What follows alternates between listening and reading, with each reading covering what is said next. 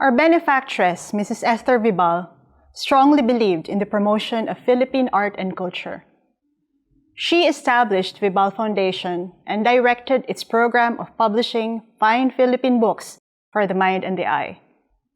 And so, in this Valentine's Day tribute to her memory, we are pleased to launch The Art of Window, Display, and Design by the highly original design duo, Chito Vijandre and Ricky Toledo.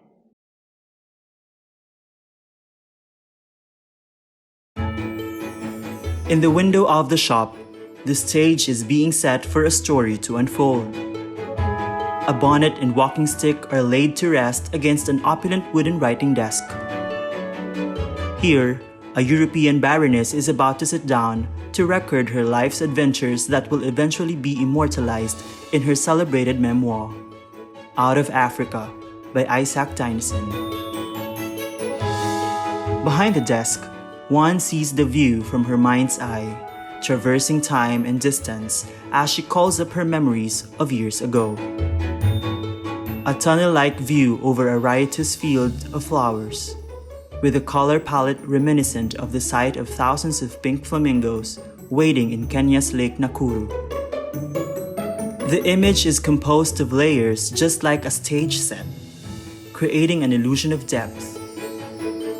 Furniture, accessories, and taxidermy animals are arranged at different heights to create visual interest and draw the viewer in. Each layer, every object, has a part to play in the story.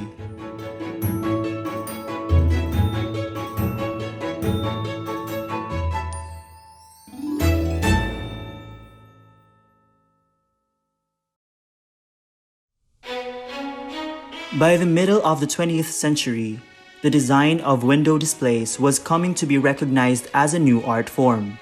Some of the most renowned artists of the time, including Salvador Dali, Andy Warhol, Jasper Johns, and Robert Rauschenberg, were tasked with creating displays in retail centers that showcase their artistic styles.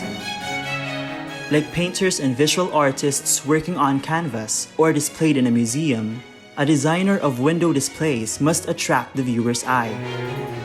The careful selection and arrangement of items, as well as use of lighting, space, color, and texture, creates a world that invites customers in.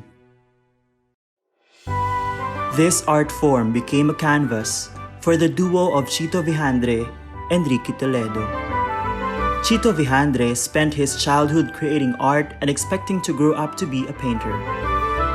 He ended up becoming fascinated with the artistry and psychology of fashion and later interior design, creating interiors for elegant homes and upscale shops and restaurants. Ricky Toledo as a child would stage scenes from plays in his bedroom, improvising his own sets and props, and even acting out the roles himself. Rather than going into theater, he ended up working for a publishing and design firm, and later founded his own creative consultancy studio telling stories through images and words in print and advertising. As partners in life and art, Vijandre and Toledo shared a creative vision that they brought to their first boutique, Juno. Along with beautiful finds from their travels, they brought in exquisite jewelry and accessories by local and foreign designers, stylish side tables and chairs, and quirky items not found in other stores, such as couture pillows and ostrich egg lamps. Their clientele grew and eventually necessitated their expansion into the lifestyle and home furnishing store, Firma, in Greenbelt 3, and later AC Plus 632 in Greenbelt 5. The shops became particularly known for their fabulous changing window displays. These lavish window scenes often start with a single idea, a place visited during their travels, a historical period, or a person can serve as the seed of inspiration. Conjuring Dreams of Africa was one such arrangement, debuting in the window of AC Plus 632 during the second quarter of 2015. To capture the romance of British colonial Kenya, memorably embodied by Meryl Streep in the Hollywood adaptation of Out of Africa, The two designers traced the life of Danish author Karen Blixen, known by her pen name Isaac Dinesen, from her ancestral home in Rungsted, Denmark, to the farmhouse in Nairobi, where she spent her most memorable years. Another figure who inspired them was Masuda al-Wizkitia, popularly known as Laya Masuda. This beloved 16th century Islamic saint was called the Lady of the Return because of her frequent travels to remote areas of the Moroccan countryside for charity and humanitarian work.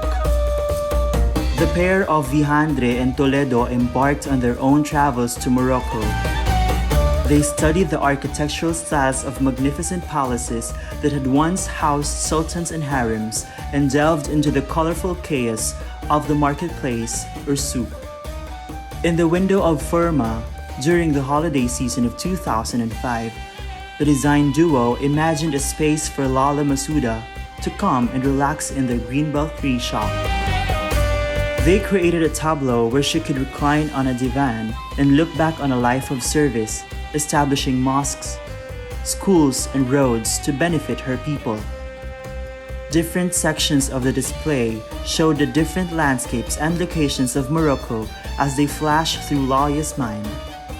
Black and white engravings stood in for these landscapes, creating depth and contrast.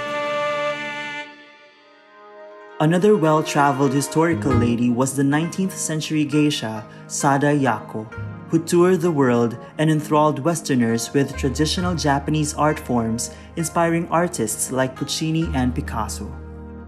Vijandre and Toledo traced Yako to her homeland. In Tokyo, they took in kabuki and bunraku theater and traditional festivals and rituals. In the ancient city of Kyoto, they immersed themselves in the arts of tea ceremony, ikebana, and shamisen that have been meticulously practiced by geisha like Sada Yako for centuries. Serene temple gardens and effervescent cherry blossoms all helped to convey to them a poignant feeling of fleeting beauty known in Japanese as mono no aware. It was a challenge for the duo to capture this transcendence in the shop window of Furma in July 2017. Some displays, rather than being rooted in a particular time or place, would draw from a diverse range of objects and inspiration. In England, Vijandre and Toledo toured the exquisite Baroque and Renaissance art objects that had been housed in the 19th century collection of Baron Ferdinand de Rothschild, one of the last to maintain an old-style cabinet of curiosities, such as was previously common among the nobility before the age of public museums. Such cabinets brought together things from nature or naturalia, man-made objects or artificialia, rare plants and animals known as exotica, and scientific curiosities or scientifica, all forming a kind of microcosm of the world we live in. Grounded in these classic elements, the design duo put together their own postmodern 21st century cabinet of curiosities for the window of AC Plus 632 in the summer of 2011. Such a dense and eclectic arrangement would fall under the aesthetic philosophy of maximalism that Vijandre and Toledo both subscribe to. Toledo says, contrary to the common notion that it's just to pile everything on and mix everything together aesthetic, maximalism requires a lot of thought and experimentation to get right. According to Vijandre, maximalism is an art form that you cannot abuse. It's hard to pull off.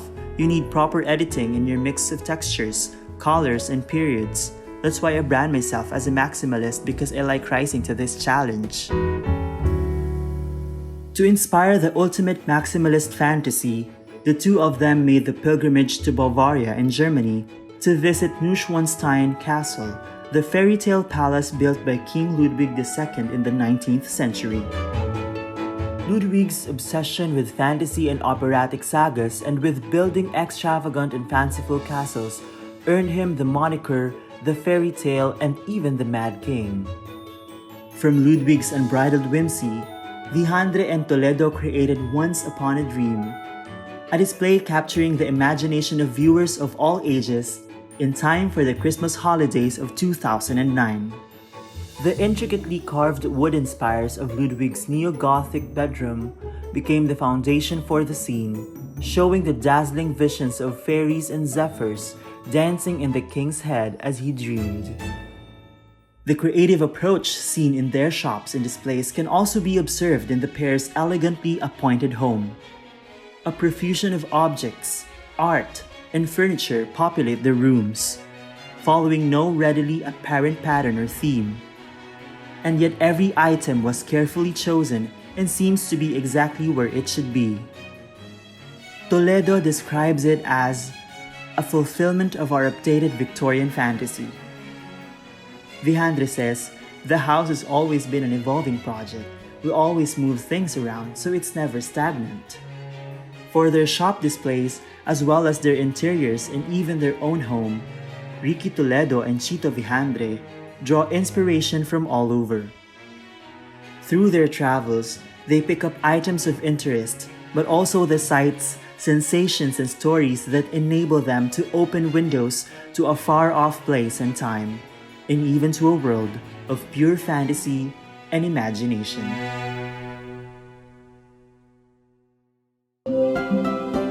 The same design philosophy that they apply when appointing their rooms and dressing up their shop windows also informs the way that they dress the human body.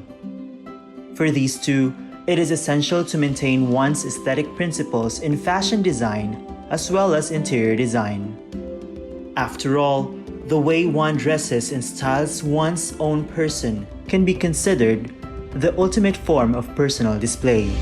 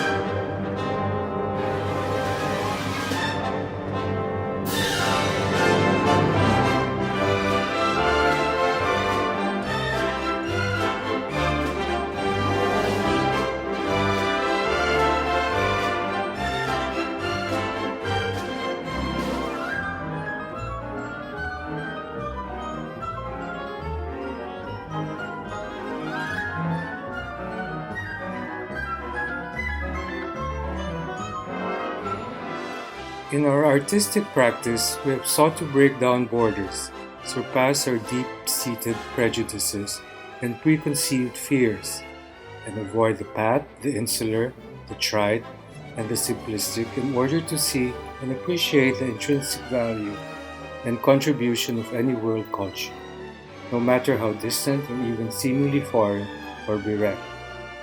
In our fashion, interior, retail, and merchandising mix, we have sought to direct the aficionado's eye to multifarious facets of human desire, as well as the many extraordinarily unusual objets d'art of world culture. And by sharing our insights and personal wisdom, gleaned from life experiences, travels, and books, we have hoped to open up to our readers and fellow travelers and artists worlds of beauty without bounds. In accomplishing these objectives, we would then rest content, knowing that we have come full circle by completing our life's artistic project.